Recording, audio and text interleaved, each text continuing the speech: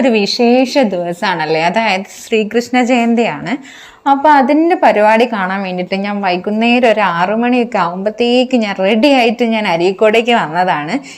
ഇത്തവണ ഒരു അമ്പലത്തിൽ നിന്ന് മാത്രമേ ഉള്ളൂ, അപ്പോൾ ഞാൻ ജസ്റ്റ് അത് കാണാൻ വേണ്ടി പോയതാണ്. അപ്പോൾ അവിടെ നല്ല റഷായിരുന്നു. പിന്നെ ഒരുപാട് ഐറ്റംസ് ഒന്നും വെച്ചിട്ടില്ല, ആകെ 2 ഐറ്റം ആണ് ഇവർക്ക് ഉണ്ടായിരുന്നത്. പിന്നെ കുറച്ച് രാധകളും പിന്നെ കൃഷ്ണന്മാരും പിന്നെ ഡാൻസൊക്കെ ഉണ്ടായിരുന്നു. അപ്പം നമ്മൾ കുറച്ച് നേരം അതൊക്കെ കണ്ടു.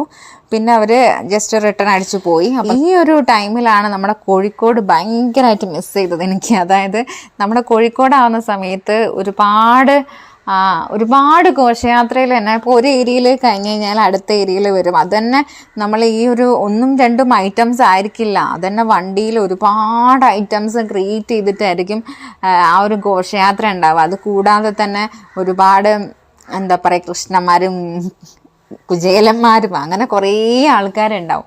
കുറേ ആൾക്കാർ വേഷം കെട്ടി, അതിൻ്റെ കൂടെ തന്നെ ഈ ഒരു ആലിലയിൽ കിടക്കുന്ന കൃഷ്ണൻ, അങ്ങനെ ഒരുപാട് കാണാനുണ്ടാവും. അതും അവിടുത്തെ ഘോഷയാത്ര സ്റ്റാർട്ട് ചെയ്യുന്ന സമയത്ത് എന്ന് പറഞ്ഞു കഴിഞ്ഞാൽ നമ്മൾ ഒന്ന് സ്റ്റാർട്ട് ചെയ്ത് എൻഡ് ചെയ്യുമ്പോഴത്തേക്ക് അടുത്ത ഏരിയയിലത്തെ വരാനാവും. അപ്പോൾ നമുക്ക് 1 by 1 ആയിട്ട് ഒരു ലെങ്തിയർ ആയിട്ടുള്ള ഘോഷയാത്ര തന്നെ കാണാം. പണ്ടൊക്കെ നമ്മൾ പാളയത്ത് അവിടെ പോയി നിൽക്കാറാണ്. പാളയത്ത് അവിടെ നിന്ന് കഴിഞ്ഞ് കഴിഞ്ഞാൽ എല്ലാ ഘോഷയാത്രയും ആ ഒരു മാനഞ്ചിറ, ആ ഒരു മുതലക്കുളം അവിടെയാണ് എൻഡ് ചെയ്യുന്നത്. അപ്പം ഞാനും പോകാറുണ്ടായിരുന്നു കേട്ടോ. ചെറുപ്പത്തിൽ ഈ ഒരു രാധവേഷമൊക്കെ കെട്ടിയിട്ട് ഞാൻ പോകാറുണ്ടായിരുന്നു. ഞാൻ എൻ്റെ ഏട്ടനുണ്ടായിരുന്നു, പിന്നെ നമ്മുടെ അടുത്തുള്ള ഒരുപാട് കുട്ടികൾ അങ്ങനെ ഒന്നിച്ച് പോകാറുണ്ടായിരുന്നു.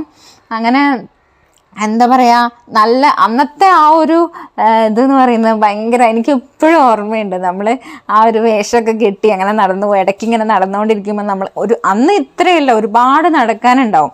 നമ്മളെ പാളയം, തളി അങ്ങനെ ചുറ്റിയിട്ടായിരിക്കും നമ്മൾ, പുതിയ പാലം അങ്ങനെ ചുറ്റിയിട്ടായിരിക്കും നമ്മൾ എവിടെ എത്തുന്നത്, മുതലക്കുളം എത്തുന്നത്. അവിടെ ആയിരിക്കും അതിൻ്റെ എൻഡിങ് ഉണ്ടാവുക.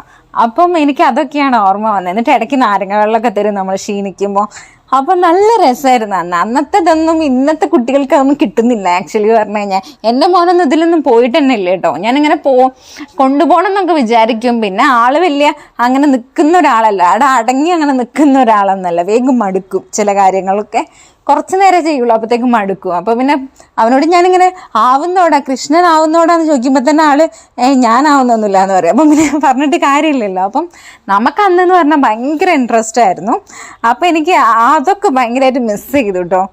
എനിക്കൊക്കെ ഞാൻ വേഷം കെട്ടി പോകുന്നത് കാണുമ്പോൾ, അതായത് നമ്മളെ അറിയുന്ന ഏരിയയിലൂടെ ആയിരിക്കില്ല നമ്മൾ പാസ് ചെയ്യുക. അപ്പം നമ്മളെ എല്ലാവരും കാണുമല്ലോ, അപ്പം എല്ലാവരോടും അങ്ങനെ ചിരിച്ചൊക്കെ പോകുമ്പോൾ എനിക്ക് ഭയങ്കര ഹാപ്പി ആയിരുന്നു അന്ന്. ഇന്നതൊന്നും ഇല്ല. അപ്പോൾ ഓക്കെ, ബൈ.